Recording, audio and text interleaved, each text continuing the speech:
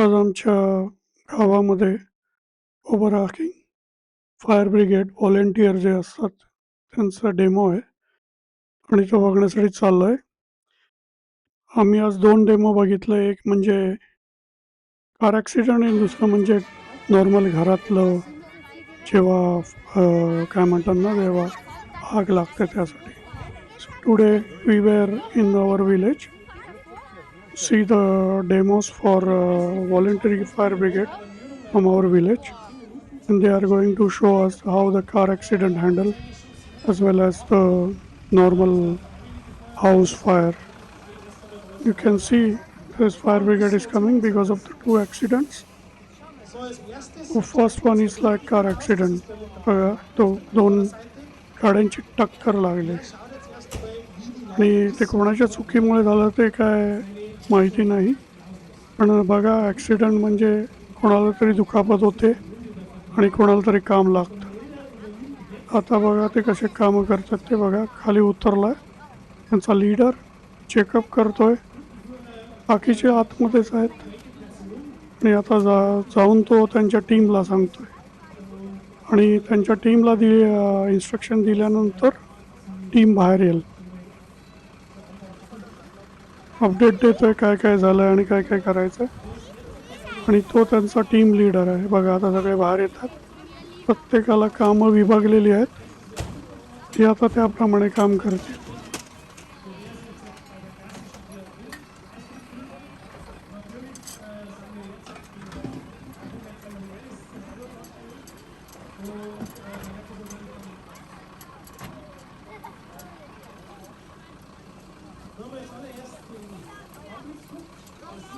जमिनीवर ते अंथरतोय ना, ते बघा त्याच्यावरती ना पिक्चर्स आहेत. पिक्चर्स म्हणजे प्रत्येकाच्या आकृत्या आहेत.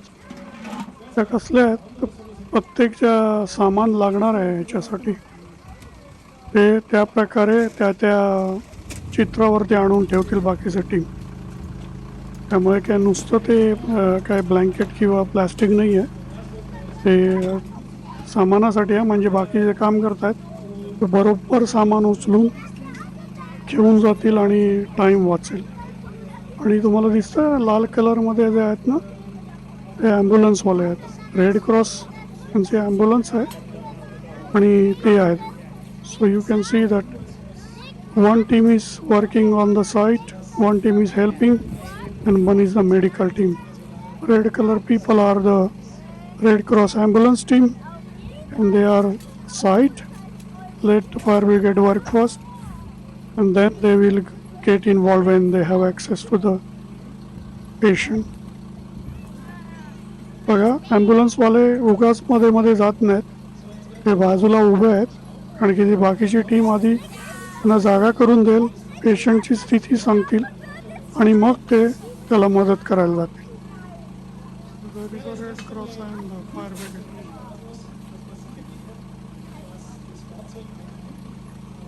Because in the exercise scenario, two people are injured, one severely to the spine and other one lightly.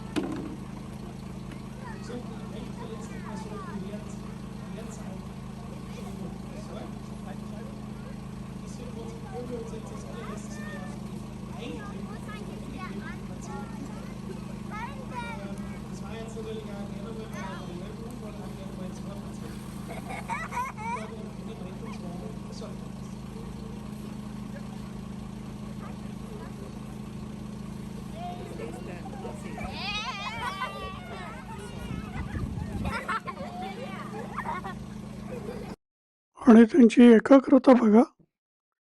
ते फायर ब्रिगेडवाले जे आणि जे आहेत ना, ते ॲम्ब्युलन्सवाले, हे सगळे व्हॉलेंटियर आहेत. व्हॉलेंटियर म्हणजे स्वइच्छेने त्याच्यात सहभागी झालेले आहेत. ते रिअल फायर ब्रिगेड जे असतात ना पेरोलवरती, म्हणजे जे काम करणारे ते नव्हे. हे त्यांच्याकडनं शिकलेले आहेत. आणि आमच्या गावामध्ये ही जी यंग लोक आहेत म्हणजे 63 वर्षापर्यंत, 18 वर्षाच्या वर आणि 63 वर्षापर्यंत माणसं जाऊन त्यांना मदत करू शकतात आणि हेल्प करू शकतात. आणि ते डेमो दाखवत आहेत. म्हणजे ते शिकाऊ आहेत. पण बघा कसं शांततेने प्रत्येक जण विचार करून सगळं हे करतोय, एकमेकाशी कम्युनिकेशन. आणि कम्युनिकेशन का महत्वाचं आहे ते बघा, कारण की पेशंटला ती वॉक्सवॅगन गाडी आहे ज्याच्याजवळ सगळे उभे आहेत, त्याच्यात पेशंट आहे आणि त्या पेशंटला दुखापत झाली मानेला बहुतेक, त्यामुळे त्याला ते असेच बाहेर काढू नाही शकत, कारण की तो मणका मोडू शकतो. म्हणून ते प्रत्येक विचार करून कसं त्याला नीट काढता येईल. टाइम लागतो, पण काय काय वेळेला काय असतं ना, की विचार करून केलेलं नेहमी चांगलं. भले 5 मिनिटं जास्त लागतील, पण त्या पेशंटचा जीव नक्की वाचेल.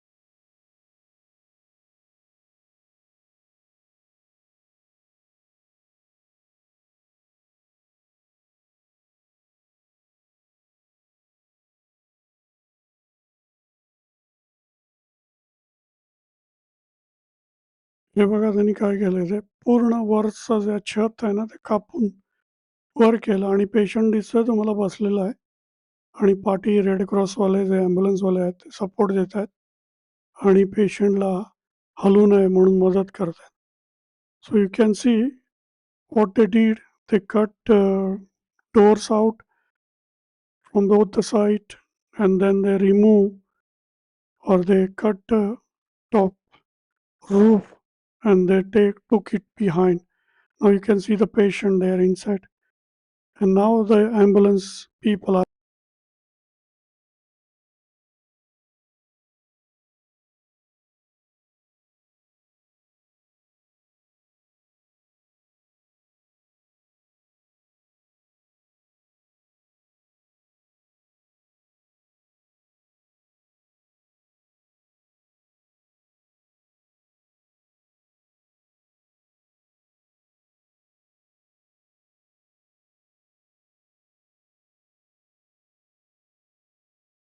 सगळ्या पेशंटला बाहेर काढलंय आणि स्ट्रेचरवरती घेऊन चालले आणि स्ट्रेचरवरती नीट त्याला बांधलं जाईल, म्हणजे हलणार नाही आणि ॲम्ब्युलन्सने घेऊन जातील हॉस्पिटलमध्ये.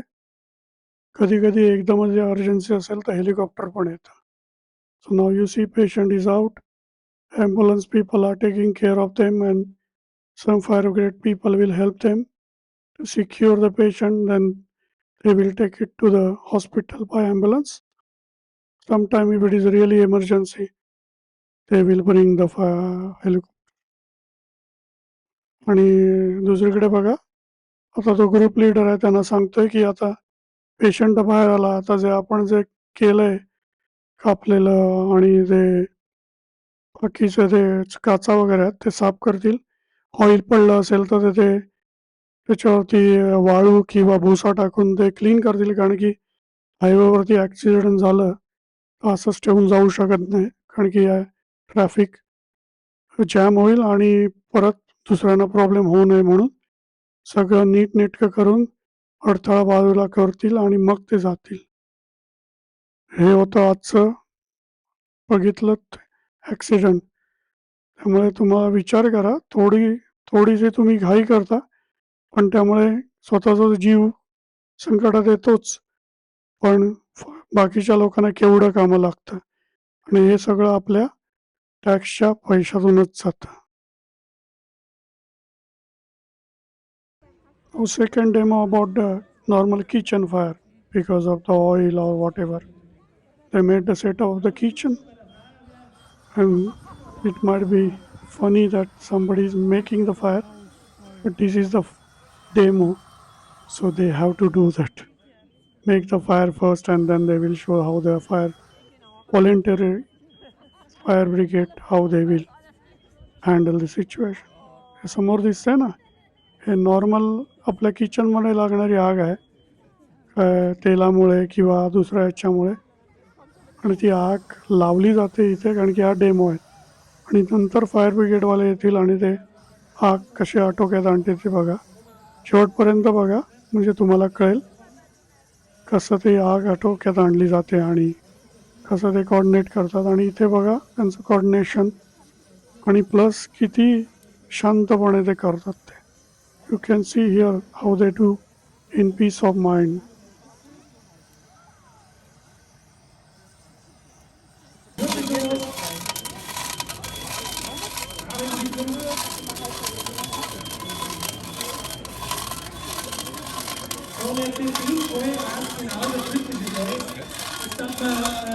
Das kann jederzeit explodieren.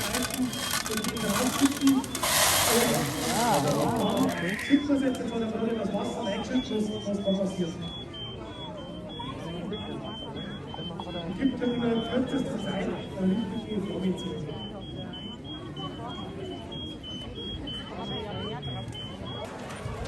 Ja, so ein Küchenbrand kann sich natürlich sofort in einen kompletten Wohnungsbrand ausarten. Und man sieht jetzt schon, der schwarze Rauch, der macht natürlich das ganze Haus schwarz. Also danach kann man sanieren. Man sieht jetzt auch ganz schön, der Rauch, wie der brennt. Das Gefährlichste ist tatsächlich immer der Rauch in so einem Gebäude. Weil wenn jetzt zum Beispiel eine geschlossene Türe da wäre, dann kann es sein, dass sich der Rauch dann drin fängt und die Temperatur immer weiter und weiter steigt. Also man merkt ja jetzt schon, obwohl man relativ weit weg steht, es wird schon ganz schön warm. Und da gibt es eigentlich, sagen wir mal, eins von den gefährlichsten Sachen von einem Atemschutzträger, das ist ein sogenannter Flashover. Man sieht jetzt auch, der Schlauchdruck, der hat seine Leitung bis zum Fahrzeug schon gelegt. Der rüstet sich jetzt als zweites mit aus, mit dem Schlauch, und geht auch nicht mehr.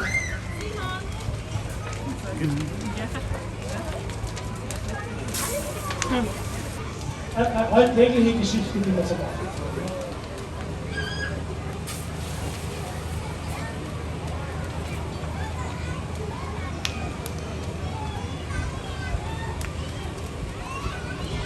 Wichtig ist, also der Klammer hat es jetzt gerade gesehen, wie die das Wasser auftragen haben, bis der Schlauch da gedreht hat. Es gehört mit dazu, dass man da wirklich sauber arbeitet, wenn man den Schlauch verlegt. Weil wenn der zu sehr verdreht ist, dann könnte es passieren, dass eine Kupplung aufgeht und somit ist schon mit dabei. Diese dann direkt drüber liegt.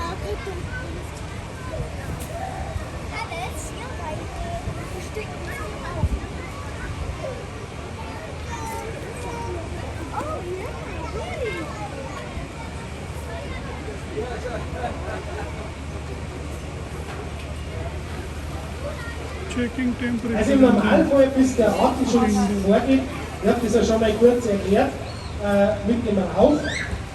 Man versucht da erst vor der Rauchgrenze den Lungenautomaten umzuschließen, also direkt über die Flasche zu atmen, damit man mehr Arbeitszeit hat. Und bevor jetzt also ein Angriff muss natürlich auch mit der Zeit gehen. Das heißt, auch eine freiwillige Feuerwehr benötigt immer wieder mal neue Einsatzmittel oder neue Einsatzgeräte, wie jetzt zum Beispiel die Wärmebildkamera. Mit der wird jetzt gerade eben überprüft, ob noch irgendwo Blutnester vorhanden